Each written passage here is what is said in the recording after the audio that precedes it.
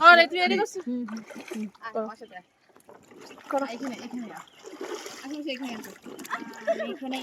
ছোটবেলায় কত চান করছি এখন ভয় পাই কেন জানো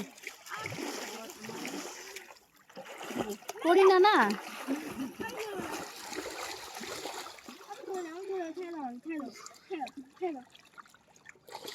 হয়েছে চলো ওঠো ম্যানেজ ব্যালেন্স আচ্ছা ব্যালেন্স আমার শুরু করতে তুমি ছাড় দাও কি করে ছাড় দাও